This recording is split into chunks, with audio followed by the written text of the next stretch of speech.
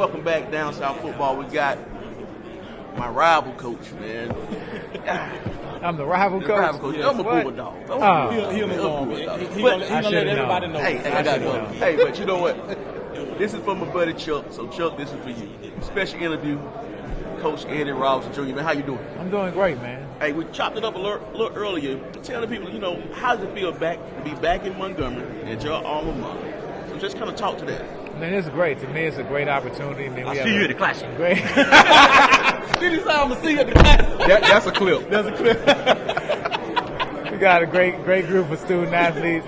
Guys like Coach, man.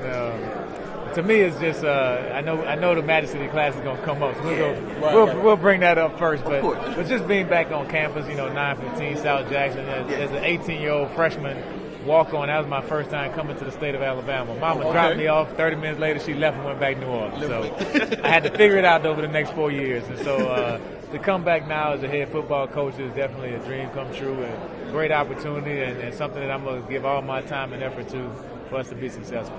So now that you're back on campus, how has the alumni and everybody, how supportive has that been for you? Yeah, man, so, the whole swarm is one really was just a defensive thing. I was trying to really talk about how the defense was going to get together and play tough physical football and run to the football. And so once I got into the press conference, it just kind of, how the spirit moves you, it's just kind of moved me to start talking. It's really just turned into a university-wide thing, just of getting everybody to contribute their small part. It don't matter if it's $5 or $10,000, whether it's just you cheerleading at the game. Whatever it is, you have to contribute your part to us winning. It's great, man. Last time I was down in Alabama, first of all, fantastic stadium. Yep.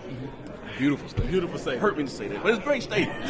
I had a fantastic time, man, and we definitely will be back. But I'm gonna turn it over. I know my guys over here got some questions. All right, absolutely. With this being your first year in the SWAC, what is the one thing that you want everybody to know that you're going to bring with this team and put them on notice that you're going to do this SWAC? To me, I think we all know they have the RPOs and football has gotten fancy and you have a lot of rules to make sure that everything you have the safety. But at the end of the day, it's still football. And if you don't play tough and physical and knock the crap out of somebody, you're not going to be a good football team. And so those are things that we're really stressing to the kids. And it starts to me with the offensive line, defensive line. It starts up front.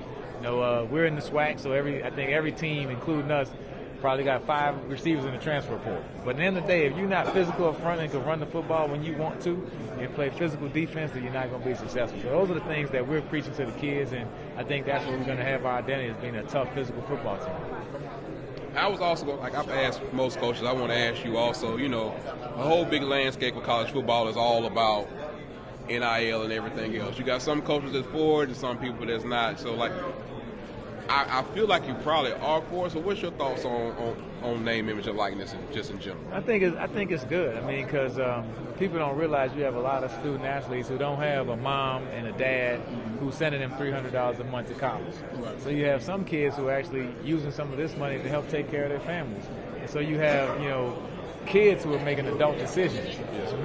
Unfortunately, they have to make life decisions at an early age. So I feel like the universities get a whole lot out of football. Of course, the bigger schools get way more out of it than the HBCUs, but still, we benefit a lot. A lot of times, the football team is the identity of the university.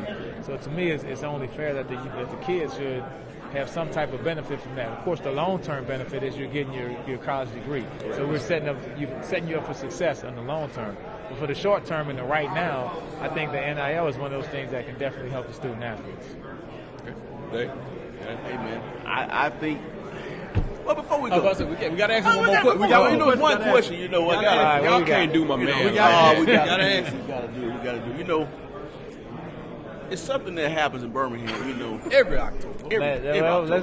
Let's be specific. It's the last Saturday of Last October. Saturday. Coach does not seem like a beat around the bush No, kind I'm of not guy. beating around the bush. So you might well just answer the question directly, Dave. Because we were told earlier that the trophy is going to stay on the hill. That's what we were told. Who he said that? No, he didn't say that. We were told that from some From individual players and a coach. and a coach.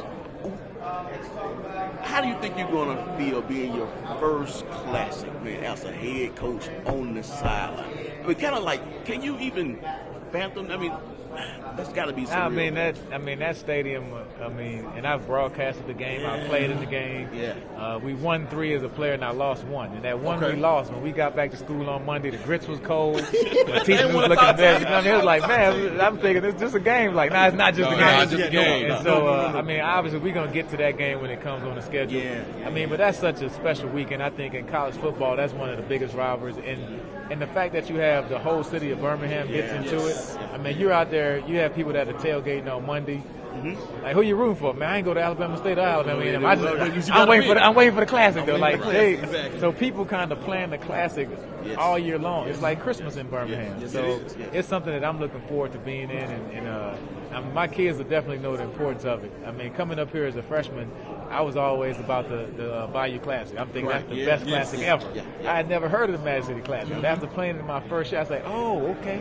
They got another Black College Classic out here. So don't say that comment too loud now. Don't say that comment too loud. It's a lot of fun. We're looking forward to it. And the kids will know the importance of it. The players and the coaches, all staff will too. So it's going to be a great weekend. But those Bulldogs have been winning it for a little bit too long, so now we kind of, like 2-3 in a row.